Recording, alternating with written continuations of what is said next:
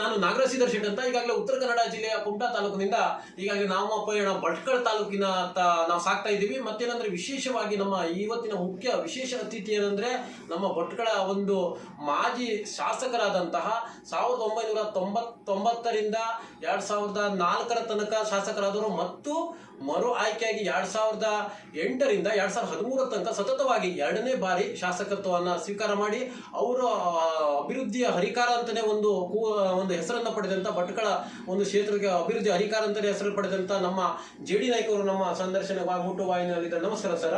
ಈಗಾಗಲೇ ನಾವು ಕುಮಟಾದಿಂದ ಈಗಾಗಲೇ ನಾವು ಭಟ್ಕಳ ತಾಲೂಕಿನಂತ ಈಗ ಬರ್ತಾ ಇದೀವಿ. ನೀವು ಮಾಜಿ ಶಾಸಕರಾದವಾಗ ನಿಮ್ಮ ಕಾಂಗ್ರೆಸ್ ಒಂದು ಪಕ್ಷದಲ್ಲಿ ಆಗಿರ್ಬೋದು, ಆಡಳಿತ ಸರ್ಕಾರ ಆ ಸಮಯದಲ್ಲಿ ಆಡಳಿತದಲ್ಲಿ ಇದ್ದವಾಗ ಅವಾಗ ಯಾವ್ಯಾವ ಕೆಲಸಗಳು ಅಭಿವೃದ್ಧಿ ಕೆಲಸಗಳಾಗಿದೆ ಅಂತ ತಮ್ಮ ಬಾಯಿಂದ ನಾವು ಕೇಳೋಕೆ ನಮ್ಮ ಸಾರ್ವಜನಿಕರು ಕೂಡ ನಿಮ್ಗೆ ಆಯ್ಕೆ ಮಾಡಿದಂತ 2 ಸಾರಿ ಆಯ್ಕೆ ಮಾಡಿದಂತ ಮತದಾರರು ಕೂಡ ಉತ್ಸುಕರಾಗಿದ್ದಾರೆ. ಯಾಕಂತ ಕೇಳಿದ್ರೆ ನಮ್ಮ ಶಾಸಕರು ಮಾಜಿ ಶಾಸಕರು ಎಲ್ಲಿ ಹೋದ್ರು ಅನ್ನೋದು ಅವರು ಕೂಡ ಹುಡುಕಾಟದಲ್ಲಿ ಇರ್ತಾರಲ್ಲ.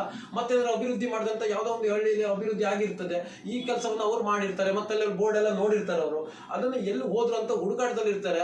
ಅದು ಅವ್ರಿಗೆ ನೀವು ಈ ಒಂದು ಮಾಹಿತಿಯನ್ನ ಕೊಡಿ, ಯಾವ ಸಮಯದಲ್ಲಿ ಯಾವ ಆಗಿ ಏನೇನು ಅಭಿವೃದ್ಧಿಗೆ ಆಗಿದ್ವು ಅಂತ.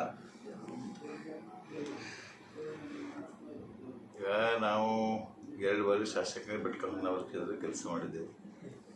99 ನಮ್ಮ ಕಾಂಗ್ರೆಸ್ ಪಕ್ಷ ಸರ್ಕಾರದ ಎಸ್ ಎಂ ಕೃಷ್ಣ ಮುಖ್ಯಮಂತ್ರಿಗಳಾಗಿದ್ದರು.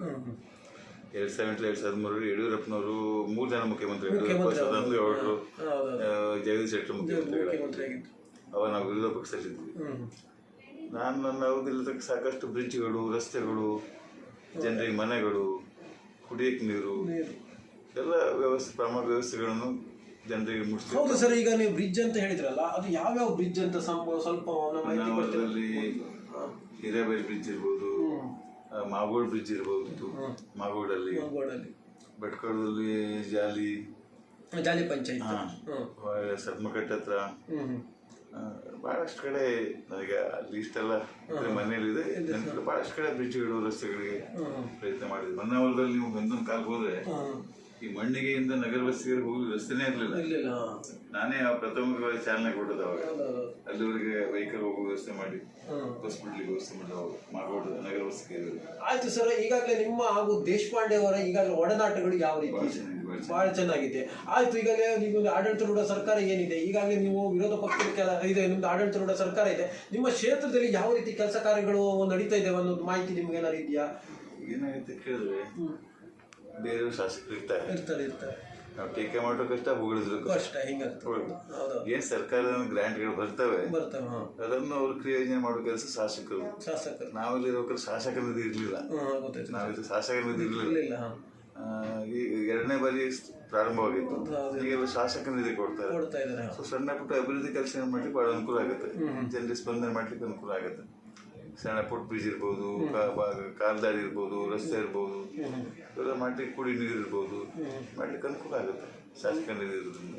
ಶಾಸಕರ ನಿಧಿ ಇರೋದ್ರಿಂದ ಈಗಾಗಲೇ ನೀವು ಇಲ್ಲಿ ಭಟ್ಕಳ ಅದರಲ್ಲಿ ಈಗಾಗಲೇ ನೀವು ಈಗ ದೇಶಪಾಂಡೆ ಅಂತ ಹೇಳಿದ್ರಲ್ಲ, ಮತ್ತೆ ನಮ್ಮ ಮುಖ್ಯಮಂತ್ರಿ ಆದ ಸಿದ್ದರಾಮಯ್ಯದಲ್ಲಿ ಯಾವ ರೀತಿ ಒಡನಾಟದಲ್ಲಿ ಚೆನ್ನಾಗಿದ್ದಾರೆ.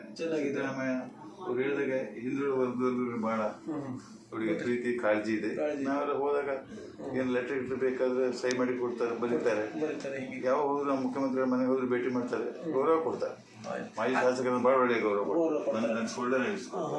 ಆಯ್ತು. ಈಗಾಗಲೇ ನೀವು ಆಡಳಿತದಲ್ಲಿ ಇರುವಂತಹ ಕೇಂದ್ರ ಸರ್ಕಾರ ವಿರುದ್ಧ ಯಾವ ರೀತಿಯ ಅಭಿಪ್ರಾಯನ ವ್ಯಕ್ತಪಡಿಸ್ತಿದ್ರಿ? ಯಾಕಂತ ಕೇಳಿದ್ರೆ ಕೇಂದ್ರ ಸರ್ಕಾರದಲ್ಲಿ ತಾವು ನೋಡಿದ್ರಲ್ವಾ, ಈಗಾಗಲೇ ನೀವು ಶಾಸಕರಾದವರು, ಅನುಭವ ಇದ್ದವಂತವ್ರು, ಕೇಂದ್ರ ಸರ್ಕಾರ ವಿರುದ್ಧ ಯಾವ ರೀತಿ ಆಕ್ಷೇಪವನ್ನು ವ್ಯಕ್ತಪಡಿಸ್ತೀರಿ? ಯಾಕಂತ ಕೇಳಿದ್ರೆ ಕೇಂದ್ರ ಸರ್ಕಾರದಲ್ಲಿ ತಾವು ನೋಡ್ತಿದ್ರಿ, ಡಾಲರ್ ರೇಟ್ ಆಗಿರ್ಬೋದು, ಪೌಂಡ್ ರೇಟ್ ಆಗಿರ್ಬೋದು, ಎಲ್ಲ ಕೂಡ ಹೆಚ್ಚಳ ಆಗ್ತಿದೆ, ಬಂಗಾರ ದರನು ಹೆಚ್ಚಳ ಆಗ್ತಿದೆ, ಎಲ್ಲ ಅಗತ್ಯ ವಸ್ತುಗಳು, ಪೆಟ್ರೋಲ್ ದರಗಳು ಎಲ್ಲ ರೀತಿ ಹೆಚ್ಚಾಗ್ತಾ ಇದೆ. ಮತ್ತು ಕೂಡ ನಾವು ಏನೋ ಮಾಡ್ತಿದ್ದೀವಿ ಅಂತ ಅದ್ರ ಬಗ್ಗೆ ತಾವು ಒಂದು ಸ್ವಲ್ಪ ನಮಗೆ ಕೇಳ್ತಾರೆ.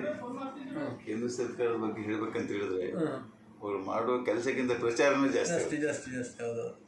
10 ಪೈಸೆ ಕೆಲಸ ಮಾಡಿದ್ರೆ ಕೋಟಿ ಪ್ರಚಾರ ಮಾಡ್ತಾರೆ. ಕೆಲಸ ದೊಡ್ಡ ಸಮಸ್ಯೆ ಅದೀಗ ನೋಡಿ. ಇವತ್ತಿನ ಜನಗಳು ಕಾಮನ್ ಮನ್ ಬದುಕೋದು ಕಷ್ಟ. ಹಿಂಗಾಗ್ತದೆ. ಸಾಮಾನ್ ದರಗಳು, ಪೆಟ್ರೋಲು, ಡೀಸೆಲ್, ಎಲ್ಲೂ ಈಗ ಮತ್ತು ಎನ್ಆರ್ಜಿ ಕೆಲಸ ಇತ್ತು. ಈಗ ಎನ್ಆರ್ಜಿ ಕೆಲಸ ತೆಗೆದ್ರು, ಕೂಲಿ ಮಾಡ್ಲಿಕ್ಕೆ ಆಗ್ತಿತ್ತು. ಪಂಚಾಯತ್ಗೆ ಅಧಿಕಾರ ಇತ್ತು, ಎನ್ಆರ್ಜಿ ಕೆಲಸ. ಕಾಂಗ್ರೆಸ್ ಮನಮೋಹನ್ ಸಿಂಗ್ ಪಂಚಾಯತ್ ಕೊಡ್ತಾ ಇದ್ರು, ಈಗ ಅದು ತೆಗೆದ್ರು. ಈಗ ಎಲ್ಲ ತಮ್ಮ ಹತ್ರ ತಗೊಂಡು. ಸೊ ಏನು ಮೋದಿ ಅವರ ಬಗ್ಗೆ ನಾನು ವೈಯಕ್ತಿಕ ಟೀಕೆ ಮಾಡೋದಿಲ್ಲ, ಬಟ್ ಹೇಳಿದ ಮಟ್ಟದಲ್ಲಿ ಗ್ರಾಮೀಣ ಮಟ್ಟದಲ್ಲಿ ಕೆಲಸ ಆಗ್ತಾ ಇಲ್ಲ. ಗ್ರಾಮೀಣ ಮಟ್ಟದಲ್ಲಿ ಇಟ್ಟು ಈಗಾಗಲೇ ಎಲ್ಲಾ ಮಟ್ಟದಲ್ಲೂ ಕೂಡ ಅವರು ಸ್ವಲ್ಪ ವಿಫಲರಾದಂತೆ ಕಾಣಿಸ್ತಾ ಇದೆ. ಯಾಕಂದ್ರೆ ಅವ್ರ ಅಭಿವೃದ್ಧಿ ಮಾಡೋದು ವಿಫಲ ಅಂತ ಹೇಳಕ್ಕೆ ಪ್ರಥಮ ಬಾರಿ ಅವರು ಪ್ರಧಾನಮಂತ್ರಿಗಳು ಹೇಗಿತ್ತು ಅದು ಪ್ರಮಾಣ ಕಡಿಮೆ ಆಗ್ತಾ ಬಂತಲ್ಲ. ಗೆಲ್ತಕ್ಕ ಎಂಪಿಗಳು ಲೋಕಸಭಾ ಸದಸ್ಯರು ಭಾರತೀಯ ಜನತಾ ಪಾರ್ಟಿನ ಗೆಲ್ತಕ್ಕಂಥ ಪ್ರಮಾಣ ಕಡಿಮೆ ಆಗ್ತಾ ಹೋಯ್ತು ಅಂತ ಅರ್ಥ. ಅವ್ರ ಜನಪ್ರತಿನಿಧಿ ಕುಸಿತ ಅಂತ ಅರ್ಥ. ಕೆಲವೊಂದು ಜನ ಟೀಕಾಪ್ರಾರ ಮಾಡ್ತಾ ಇದ್ದಾರೆ ಬಿಜೆಪಿ ಪಕ್ಷಕ್ಕೆ. ಯಾಕಂತ ಕೇಳಿದ್ರೆ ಎಲ್ಲಾ ಭ್ರಷ್ಟರು ತಂದ್ಕೊಂಡು ಒಂಥರ ವಾಷಿಂಗ್ ಮೆಷಿನ್ ಅಲ್ಲಿ ಹಾಕಿದ್ರೆ ಸ್ವಚ್ಛಾಗಿ ಈ ಪಕ್ಷದಲ್ಲಿ ಹೆರಗ್ ಬಿದ್ದು ಬಿಡ್ತಾರಲ್ಲ ಅಂತ ಹೇಳುತ್ತದ್ದು. ಮತ್ತೆ ಏನಂದ್ರೆ ವಿಶೇಷವಾಗಿ ಅದೇ ಸ್ವಚ್ಛ ಇದು ಮಾಡ್ತಾ ಹೆರಗ್ ಹಾಕಿದ್ರೆ ಒಳಗೆ ಹೆರಗ್ ತೆಗಿತಾರೆ ಅಂತ ಹೇಳ್ತಾರಲ್ಲ, ಅದೇ ರೀತಿ ಈಗಾಗಲೇ ಜನ ಎಲ್ಲ ಹೇಳ್ತಾ ಇದ್ದಾರೆ. ಅದ್ರ ಬಗ್ಗೆ ಭ್ರಷ್ಟಾಚಾರದ ಬಗ್ಗೆ ಏನಂತ ಹೇಳ್ತಾರೆ ಕೇಳಿದ್ರೆ ಎಲ್ಲೂ ಸಲ್ರು ಅಲ್ಲಿ ಸೇರ್ತಾ ಇದ್ದಾರೆ. ಕಾಂಗ್ರೆಸ್ ಬೇಡ ಆಗಿದ್ರು, ಕಾಂಗ್ರೆಸ್ ತೆಗೆದ್ರು, ಬಿಜೆಪಿ ಸೇರಿದ್ರು, ಜೆಡಿಎಸ್ ಬೇಡ ಆಗಿದ್ರು, ಬಿಜೆಪಿ ಸೇರಿದ್ರು. ಅವ್ರಿಗೆ ಅದೇನೊಂದು ನಿರಾಶ್ರಿತರ ಸ್ಥಾನ ಆಗಿದೆ ಬಿಜೆಪಿ ಪಕ್ಷ ಅಂತ ಹೇಳಿದ್ರೆ. ನಿರಾಶ್ರಿತರು ಎಲ್ಲೂ ಏನಿಲ್ಲದವ್ರಿಗೆ ಅದೊಂದು ಅಲ್ಲಿ ಸೇರ್ಕೊಡ್ಲಿಕ್ಕೆ ಒಂದು ಅವಕಾಶ ಅಲ್ಲಿ ಸೇರ್ಕೊಂಡ್ಮೇಲೆ ಮುಗೀತು. ಹೀಗೆ ಮತ್ತೇನಂದ್ರೆ ಈಗ ರಾಜ್ಯದಲ್ಲಿ ಬಿಜೆಪಿ ಪಕ್ಷದಲ್ಲಿ ಒಗಟ್ಟಿಲ್ಲ. ಯಾಕಂದ್ರೆ ಅವ್ರು ಇದರಲ್ಲೇ ಒಡಕಿದೆ. ಅವರಷ್ಟು ಸುಳ್ಳು ಹೇಳುದು ಅವ್ರು ಏನು ನಿಮ್ಮ ದಿವಸ ಮಾತಿನಲ್ಲಿ ಅವ್ರು ಮಾಡೋ ಕೆಲಸ 10 ಪೈಸೆ ಆದ್ರೆ ಬರೀ ಸುಳ್ಳು ಹೇಳೋದು. ಅವ್ರ ಕಾರ್ಯಕರ್ತರಿದ್ದಾರೆ ಜನರಿಗೆ ಸುಳ್ಳು ಹೇಳಿ ಅವರನ್ನು ಮನಸ್ಸನ್ನು ಕೆಡಿಸ್ತಕ್ಕ. ಸುಮ್ಮನೆ ಧಾರ್ಮಿಕ ಭಾವನೆ, ಧರ್ಮದ ಭಾವನೆ ಜನರ ತರ ತುಂಬುದು.